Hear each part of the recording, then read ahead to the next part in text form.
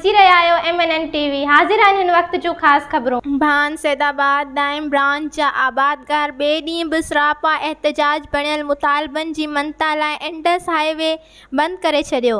आबादगार मोहम्मद मूसा जमाली, मेवा खान जमाली, रईस अज़ीज़ुल्लाह जमाली, ज़मींदार रईस मोहम्मद बख्श, लैंड मंज़ूर जमाली, दोस्त मोहम्मद ऐं ॿियनि जी अॻुवाणी में एहतजाजी धरणो हंयो।